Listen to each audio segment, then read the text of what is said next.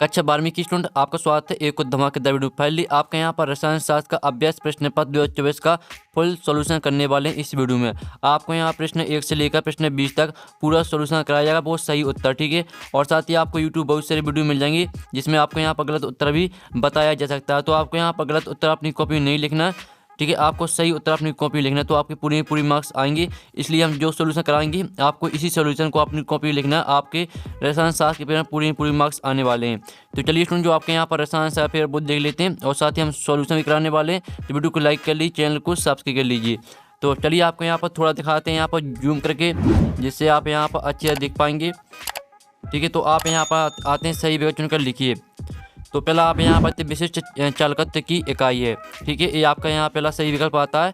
तो इसका आपका आ ऑप्शन, ठीक है, आ ऑप्शन आता है, बा ऑप्शन, सा और दा। तो जो आपके यहाँ पर दिया विशिष्ट चालकत्व की इकाई है, तो इसका उत्तर आपका यहाँ पर सा हो जाएगा, ठीक है। पहले का आपका सा करेक्ट उत्तर हो जाएगा। और फिर आपका दूसरा आता है शून्य कोटि की अभिक्रिया के लिए वेग नीयतांक की इकाई है। तो आपका इसका आ ऑप्शन आता है और बा आता सेकंड इनवर्स, ठीक है। सा आता मूल इनवर्स, ठीक है, लीटर सेकंड इनवर्स, इनमें से कोई नहीं। तो जो आपके यहाँ पर दिया शून्य कोटि की अभिक्रिया वेग नीयतांक की इकाई है, तो इसका उत्तर आपका क्या रहेगा? इसका आपका करेक्ट उत्तर आपका सा हो जाएगा, मूल इनवर्स, लीटर सेकंड इनवर्स, ठीक है। अब चलिए आपके यहाँ पर तीसरा आता है। तो और साथ ही जो हम उत्तर कराएं, इन उत्तर को आपको अपनी कॉपी में लिख लेना है, बिल्कुल आपको छाप देना है, पूरी मार्क्स लाएंगे। साथ ही आप अपनी क्लास में भी टॉप करेंगे, क्योंकि बिल्कुल आपका सही उत्तर कराया जाएगा हर प्रश्न का। तीसरा आता प्रथम संकरण श्रेणी में किस तत्व का, ठीक है, E0 का मान धनात्मक होता है। तो जो आपका यहाँ पर तीसरा दिया, तीसरे का जो आपका करेक्ट उत्तर रहेगा, आप यहाँ पर इसका आपका ऑप्शन आता है ZN, बा आता CU और सा आता CR और दा आता, ठीक है, MN। तो आपके यहाँ पर जो इसका करेक्ट आंसर रहेगा वो आपका बा हो जाएगा CU, ठीक है। CU यानी आपका कॉपर आपका करेक्ट आंसर रहेगा। अब चलिए आपके यहाँ पर देख लेते चौथा। तो चौथा आपके यहाँ पर आता है। तो चौथा आप यहाँ पर स्फुर दीप्ति के रूप में किसका उपयोग किया जाता है? तो जो आपका इसका यहाँ पर देखते हैं स्फुर दीप्ति के रूप में किसका उपयोग किया जाता है? तो इसका आपका यहाँ पर सा करेक्ट उत्तर का संक्रमण धातु।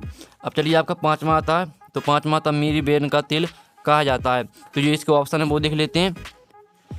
तो इसके आपके चार ऑप्शन आते हैं, नाइट्रोबेंजीन, क्लोरोबेंजीन, फेनॉल और मिथाइल एमीन। तो यहाँ पर मीरी बेन का तेल कहा जाता है नाइट्रोबेंजीन को, ठीक है। आपका यहाँ पर जो आपका यहाँ पर पाँचवा प्रश्न था, पाँचवीं का आपका आ करेक्ट आंसर रहेगा। अब छठवां आता है। तो छठवां आप यहाँ पर देख लीजिए, हॉफमैन मस्टर्ड तेल अभिक्रिया में उत्पाद है एल्किल आइसोथायोसाइनाइड और ketonic acid, alkyl isocyanide, alkyl isothiocyanide.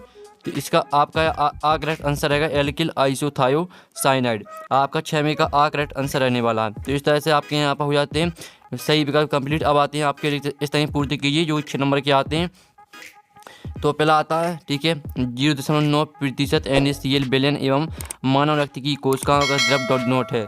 तो आपका पहले का आंसर रहेगा 0.4%, ठीक है। पहले का आपका यहाँ पर क्या उत्तर रहेगा? पहले का उत्तर रहेगा आपका यहाँ पर 0.4%। ये आपका पहले रिक्त स्थान का आंसर रहेगा। फिर आपका यहाँ पर दूसरा आता है, जिस प्लेटिनम संकुल का उपयोग डॉट नोट के इलाज में किया जाता है। तो यहाँ पर जिस प्लेटिनम संकुल का उपयोग कैंसर के इलाज में किया जाता है, ठीक है। तो आपका यहाँ पर देखते हैं, सॉरी, जो आपके यहाँ पर दिए सिस प्लेटिनम संकुल का उपयोग, ठीक है, कैंसर के इलाज में किया जाता है। तो दूसरे का उत्तर आपका यहाँ पर कैंसर हो जाएगा, ठीक है। दूसरे का उत्तर आपका कैंसर हो जाएगा। ये आपका रिक्त स्थान का सॉल्यूशन है। फिर आपका तीसरा आता है, एल्डिहाइड प्राथमिक एमीन से क्रिया करके, ठीक है, सिपा क्षार नामक, ठीक है, सिपा नामक क्षार का निर्माण करते हैं। तो तीसरे का उत्तर आपका क्या रहेगा? तीसरे का उत्तर आपका यहाँ पर हो जाएगा सिप क्षार, ठीक है। ये आपका यहाँ पर तीसरे का उत्तर है सिप क्षार।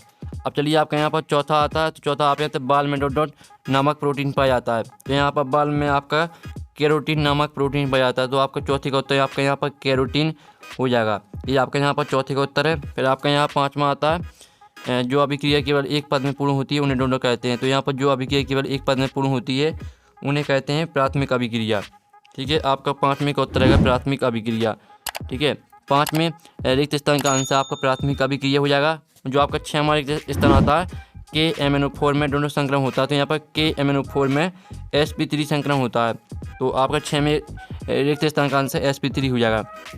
ये आपका यहाँ पर रिक्त स्थान का सॉल्यूशन है, ठीक है। पहले का आंसर 0.4%, दूसरे का आंसर कैंसर, तीसरे का आंसर सिपक्षार, चौथे का आंसर कैरोटीन, पाँचवें का आंसर प्राथमिक अभिक्रिया और 6वें का आंसर sp3। अब चलिए आपके यहाँ पर देख लेते हैं सही जोड़ी।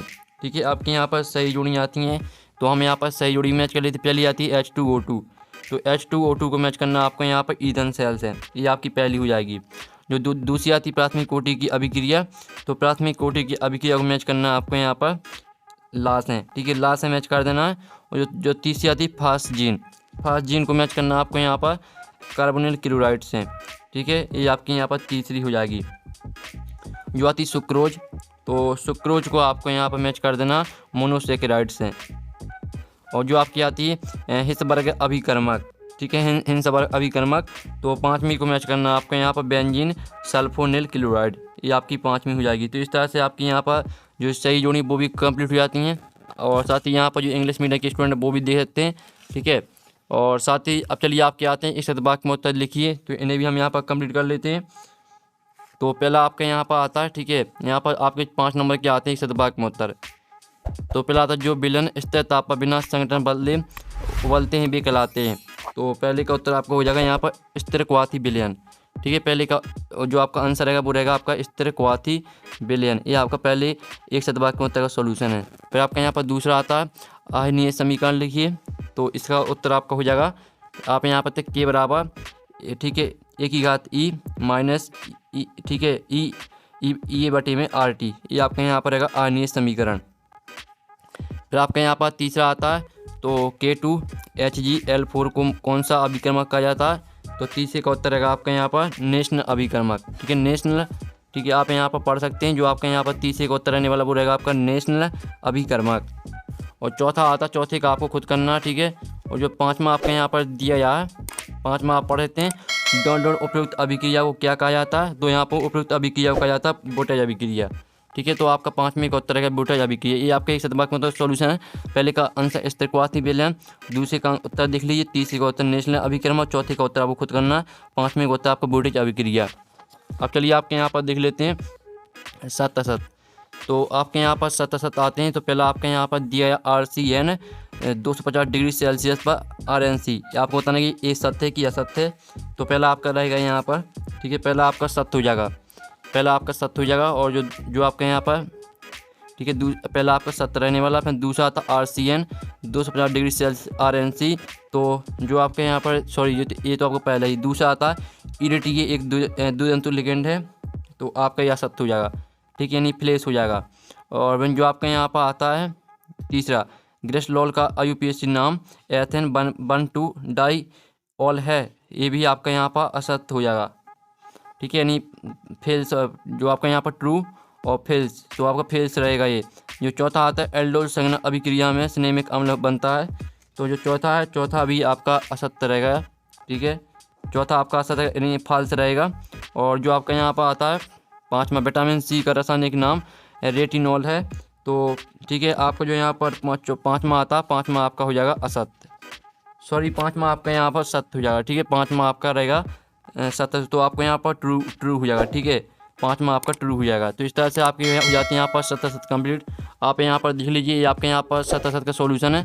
पहला सत्य, दूसरा असत्य और तीसरा भी असत्य, चौथा भी असत्य और पाँचवा सत्य, ये आपके यहाँ पर सत्य सत्य का सॉल्यूशन है। अब चलिए आपके यहाँ पर देख लेते हैं प्रश्न। तो स्टूडेंट आपके यहाँ पर आता है प्रश्न 6 आता है, ठीक है, प्रोटीन का विकृतीकरण की परिभाषा लिखिए, इसका अथवा देख लेते हैं। ठीक है, बिल्कुल आपको यही जो सॉल्यूशन है आपको अपनी कॉपी में लिखना है, ठीक है। अथवा आता पेप्टाइड बंध की परिभाषा लिखिए। तो स्टूडेंट जो आपके यहाँ पर क्वेश्चन 6 में का अथवा पेप्टाइड बंध की परिभाषा लिखिए, तो इसका उत्तर आप यहाँ पर देते हैं, ये आपका यहाँ पर उत्तर हो जाता है क्वेश्चन 6 में का अथवा पेप्टाइड बंध। पेप्टाइड बंध एक एमाइड बंध है जो COOH समूह एक अल्फा अमीनो अम्ल के साथ दूसरे अल्फा अमीनो अम्ल के NH2 समूह के बीच जल के एक अणु के निष्कासन द्वारा बनता है। ये दो अमीनो अम्लों की इकाइयों को एक पेप्टाइड अणु में जोड़ देती हैं। ये आपका क्वेश्चन 6 में का अथवा का सॉल्यूशन है, ठीक है। हम आपको एक ही क्वेश्चन का सॉल्यूशन कराएंगे। अब चलिए आपके यहाँ पर देख लेते हैं जो आता है 7वां क्वेश्चन, ठीक है। 7वां क्वेश्चन आता है एमीन क्षारीय होते हैं क्यों, कारण लिखिए। और अथवा आता निम्न परिवर्तन केवल रासायनिक समीकरण लिखिए। तो जो आपके यहाँ पर दिया है एमीन क्षारीय होते हैं क्यों, कारण लिखिए। तो इसका उत्तर आप यहाँ पर देख लीजिए, ये आपके यहाँ पूरा उत्तर है। साथ ही आपको संरचना सूत्र भी बनाना है और आप यहाँ पर नाइट्रोजन परमाणु पर एकाकी इलेक्ट्रॉन युग्म की उपस्थिति के कारण एमीन क्षारीय प्रकृति के होते हैं, ठीक है। पूरा आपको लिखना है जिस तरह से यहाँ पर लिखते हैं एमीन अधिक क्षारीय होती हैं, ठीक है। तो इस तरह से आपको पूरा पढ़ लेना और लिखना आपको अपनी कॉपी में। ये आपके प्रश्न 7वें का उत्तर है। अब चलिए आपके यहाँ पर देख लेते हैं 8वां प्रश्न। तो आपका यहाँ पर 8वां प्रश्न आता है कार्बोक्सिलीकरण की परिभाषा व रासायनिक समीकरण लिखिए। ठीक है, इसको आपको यहाँ पर लिखना है। तो इसका उत्तर हम आपको दिखा देते हैं। तो जो आपके यहाँ पर दिया बी कार्बोक्सिलीकरण की परिभाषा व रासायनिक समीकरण लिखिए, तो इसका उत्तर आप यहाँ पर लिख लीजिए। ठीक है, ये आपका यहाँ पर उत्तर हो जाता है। बी कार्बोक्सिलीकरण किसी कार्बनिक युग्म के कार्बोक्सिलिक समूह COOH से CO2 पृथक करने की क्रिया बी कार्बोक्सिलीकरण कहलाती है। इस क्रिया में COOH समूह का विलोपन हो जाता है। और आप यहाँ पर उदाहरण भी देख सकते हैं। ठीक है, तो इस तरह से आपका यहाँ पर हो जाता है सॉल्यूशन क्वेश्चन 8वें का। अब चलिए आपके यहाँ पर 9वां क्वेश्चन देख लेते हैं। 9वां क्वेश्चन आता है 2 एक लवण व शंकु लवण में कोई दो अंतर लिखिए। इसका अथवा भी आप यहाँ पर देख लीजिए। तो जो आपके यहाँ पर दिए 2 एक लवण और शंकु लवण में आपको अंतर लिखना है। तो आप यहाँ पर देख लीजिए, ये रहा आपका यहाँ पर 2 एक लवण और शंकुल लवण में अंतर। ठीक है, आपके 4 अंतर दिए हैं, तो आपको 2 लिखना है। तो आप स्क्रीनशॉट ले सकते हैं। आपका 2 एक लवण और शंकुल लवण में अंतर है, तो आप स्क्रीनशॉट ले लीजिए। अब चलिए आपके यहाँ पर देख लेते हैं। अब आपका यहाँ पर 10वां प्रश्न आता है, जिसमें आपको IUPAC नाम लिखना है। NiCO का होल 4 और Na2NiCl का होल 6। ठीक है, Cl का 6 Cl6। तो इसका आपको यहाँ पर क्या IUPAC नाम लिखना है। तो चलिए हम आपको IUPAC नाम बता देते हैं। साथ ही जो इसका अथवा है, तो अथवा भी आप यहाँ पर देते हैं, जो आपको ऊपर वाला है जिसमें आपको IUPAC नाम लिखना है। तो इसका आंसर आप यहाँ पर देख लीजिए। जो आपके यहाँ पर दिया जाता है NiCO4। ठीक है, NiCO का होल 4। तो इसका आपका IUPAC नाम हो जाएगा टेट्रा कार्बोनिल निकेल। ठीक है, 0। और फिर जो आपका यहाँ पर दिए थे Na2Ni EDTA, जो यहाँ पर Cl6 है, Cl6 को EDTA कहा जाता है। तो इसका आंसर हो जाएगा sodium ethylene diamine tetra acetato nickelate second. ये आपके यहाँ पर हो जाएगा दूसरे का उत्तर। ठीक है, हमने यहाँ पर टिक कर दिए जो दोनों आपके पेपर में आए हैं। आप यहाँ पर देखिए क्वेश्चन 10वें का सोल्यूशन हो जाता है। अब चलिए आपके यहाँ पर देख लेते हैं। तो इस तरह से आपके यहाँ पर क्वेश्चन 10वां भी कंप्लीट हो जाता है। अब 11वां क्वेश्चन आता है शुद्ध जल की मोलरता ज्ञात कीजिए अथवा था प्रतिलोम परासरण को परिभाषित कीजिए। जो आपका अथवा का है प्रतिलोम परासरण को परिभाषित कीजिए। तो इसका उत्तर आप यहाँ पर देख लीजिए। तो इसका उत्तर हो जाएगा आपका शुद्ध विलायक का अधिक सांद्र विलयन से कम सांद्र विलयन की ओर अर्ध परम झिल्ली द्वारा परिगमन प्रतिलोम परासरण कहलाता है। यह संभव तब होता है जबकि अधिक सांद्र विलयन पर उसके परासरण दाब से अधिक दाब लगाया जाता है। ये आपका यहाँ पर क्वेश्चन 11वीं का अथवा का सॉल्यूशन है। अब चलिए आपका यहाँ पर 12वां क्वेश्चन देख लेते हैं। तो स्टूडेंट आप यहाँ पर 12वां क्वेश्चन देख लीजिए अच्छी तरह से। एल्कोहल का क्वथनांक संगत हाइड्रोकार्बन से उच्च होता है, क्यों कारण लिखिए। और इसका अथवा हम यहाँ पर देख लेते हैं। तो इसका अथवा फिनॉल से निम्न कैसे प्राप्त करेंगे, पिक्रिक अम्ल और ठीक है ट्राई ब्रोमोफिनॉल। तो जो आपके यहाँ पर दिया यार ठीक है 18वां का जो आपका क्वेश्चन दिया था एल्कोहल का क्वथनांक, ठीक है, तो उसे आप यहाँ पर देख लीजिए। आपको यहाँ पर उत्तर रहता है, ठीक है, ये आपका उत्तर है। ये आपका क्वेश्चन है यहाँ पर 12वीं का उत्तर है, ठीक है। तो स्क्रीनशॉट आप ले लीजिए। और चलिए आपके यहाँ पर देख लेते हैं क्वेश्चन 13। तो आपका यहाँ पर क्वेश्चन 13 आता है, जिसमें आप यहाँ आदर्श विलयन को उदाहरण एवं ग्राफ सहित समझाइए। और इसका अथवा भी आप पढ़ सकते हैं। तो जो आपके यहाँ पर दिया आदर्श विलयन को उदाहरण व ग्राफ सहित समझाइए, तो आप यहाँ पर आदर्श विलयन किसे कहते हैं तो आप पढ़ सकते हैं। और इसका जो उदाहरण है वो आपको खुद कर लेना है, ठीक है। तो आपका यहाँ पर क्वेश्चन 13वें का उत्तर हो जाता है। अब चलिए आपके यहाँ पर क्वेश्चन 14 देख लेते हैं। तो स्टूडेंट आपके यहाँ पर जो क्वेश्चन 14 है, क्वेश्चन 14 को आपको खुद करना है, ठीक है। और जो क्वेश्चन 14 का अथवा है वो भी आपको खुद करना है। अब चलिए आपका यहाँ पर 15वां क्वेश्चन आता है अर्ध का आयु, ठीक है, अर्ध आयुकाल परिभाषित कीजिए। प्रथम कोटि के अभिक्रिया के लिए अर्ध आयुकाल की गणना कीजिए। और इसका अथवा देख लीजिए। जो आपका यहाँ पर दिया अर्ध आयुकाल परिभाषित कीजिए, प्रथम कोटि की अभिक्रिया के लिए अर्ध आयुकाल की गणना कीजिए। तो इसका उत्तर आप यहाँ पर देख लीजिए, ठीक है। इसका उत्तर हम आपको यहाँ पर दिखा देते हैं। पहले तो आप यहाँ पर देख लीजिए, ये रहा आपका उत्तर, ठीक है। अभिक्रिया का अर्ध आयुकाल क्या है, प्रथम कोटि की अभिक्रिया के अर्ध आयुकाल की गणना कीजिए। तो ये आपका पूरा यहाँ पर उत्तर आप देख सकते हैं। पहले आप इतना स्क्रीनशॉट ले लीजिए और फिर आप इतना स्क्रीनशॉट ले सकते हैं, ठीक है। आप यहाँ पर जल्दी से स्क्रीनशॉट ले लीजिए, ठीक है। पहले आप इतना स्क्रीनशॉट ले लीजिए और इतना स्क्रीनशॉट आप ले सकते हैं, ठीक है। इस तरह से आपका यहाँ पर सॉल्यूशन हो जाता है, ठीक है। ये आपका यहाँ पर क्वेश्चन है यहाँ पर 15वें का सॉल्यूशन है। अब चलिए आपके यहाँ पर देख लेते हैं। अब स्टूडेंट आपके यहाँ पर 16वां क्वेश्चन आता है। तो 16वां क्वेश्चन आप यहाँ पर देख लीजिए, जिसमें आपके यहाँ पर आता है फिनोल को वायु में खुला रखने पर गुलाबी रंग का हो जाता है, क्यों कारण लिखिए।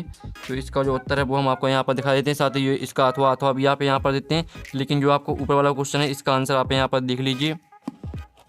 इसका उत्तर आप यहाँ पर तिल वायु की उपस्थिति में फिनॉल गुलाबी रंग का क्यों हो जाता है अभी, ठीक है, आपको कारण लिखना है। तो आप यहाँ पर पूरा उत्तर लिखा हुआ है, ये आपका क्वेश्चन 16वें का उत्तर है, तो स्क्रीनशॉट आप ले सकते हैं। अब चलिए आपके यहाँ पर देख लेते हैं 17वां प्रश्न। तो आपके यहाँ पर 17वां प्रश्न आता है संचरण पर परिभाषित कीजिए तथा इसके विद्युत रासायनिक सिद्धांत को समझाइए। और जो आपका इसका अथवा वो देख लेते हैं। तो इसका अथवा था NHE को चित्त एवं समीकरण लिखिए। तो जो आपके यहाँ पर दिया है संचरण वाला, संचरण, ठीक है, आपको यहाँ पर संचरण को परिभाषित कीजिए, तो उसका उत्तर आप यहाँ पर देख लीजिए। ठीक है, इसका उत्तर आप यहाँ पर देते हैं, आपको यहाँ पर संचरण को परिभाषित करना था और साथ ही आपको यहाँ पर, ठीक है, आप यहाँ पर देते पहले तो आप इतना स्क्रीनशॉट ले लीजिए, आपको क्वेश्चन 17वें का उत्तर है संचरण वाला, और साथ ही इस साइड भी आप कर दिया है, तो इतना स्क्रीनशॉट ले लीजिए। ये आपका संचरण वाला यहाँ पर उत्तर है, तो आप स्क्रीनशॉट ले सकते हैं। पहले इतना स्क्रीनशॉट ले लीजिए और फिर इतना यहाँ पर स्क्रीनशॉट ले लीजिए। ये आपका यहाँ पर क्वेश्चन 17वें का उत्तर हो जाता है। फिर आपका यहाँ पर 18वां प्रश्न आता है। तो 18वां आपका यहाँ पर आता है लेंथेनाइट किसे कहते हैं तथा इसके पृथक करना कठिन क्यों होता है। साथ ही आपका 18वां आता है संक्रमण तत्वों के निम्न गुणों को समझाइए। और अथवा आता है लेंथेनाइट किसे कहते हैं तथा इन्हें पृथक करना कठिन क्यों होता है। तो जो आपके यहाँ पर अथवा का है 18वें का वो देख लीजिए। ठीक है, 18वें का जो अथवा लेंथेनाइट किसे कहते हैं और इनका पृथक्करण कठिन क्यों है समझाइए। तो इसका उत्तर आप यहाँ पर देते रहा, इसका उत्तर ये आपका क्वेश्चन 18वें का उत्तर है। जल्दी से आप स्क्रीनशॉट ले सकते हैं। ठीक है, ये आपका क्वेश्चन 18वें का उत्तर है, तो स्क्रीनशॉट ले लीजिए। और जो आपके यहाँ पर 19वां क्वेश्चन आता है विलोपन अभिक्रिया किसे कहते हैं। ठीक है, जो 19वें का अथवा है विलोपन अभिक्रिया किसे कहते हैं, इससे इस अभिक्रिया के लिए सेटजिक के नियम को समझाइए। तो जो इसका उत्तर वो आप यहाँ पर देख लीजिए। ये आपका यहाँ पर विलोपन अभिक्रिया किसे कहते हैं और इससे संबंधित सेटजिक का नियम लिखिए। तो ये रहा पूरा उत्तर। जल्दी से आप स्क्रीनशॉट ले लीजिए। आपका प्रश्न 19वें का उत्तर है, तो आप स्क्रीनशॉट ले सकते हैं। अब चलिए आपको जो प्रश्न 20 आता है तो इसका उत्तर आपको खुद करना प्रश्न 20 में का। और जो हमने सॉल्यूशन कराया, अगर आप यहाँ पर सॉल्यूशन का PDF डाउनलोड करना चाहते हैं तो लिंक आपको वीडियो की डिस्क्रिप्शन में मिल जाएगी, तो वहाँ से आप PDF डाउनलोड कर सकते हैं। तो और साथ ही सभी सब्जेक्ट के सॉल्यूशन हम हमारे चैनल डाल चुके हैं, तो आप सभी सब्जेक्ट के सॉल्यूशन हमारे चैनल में जाकर देख सकते हैं। तो हम अपने नेक्स्ट वीडियो में टेकिन बाय।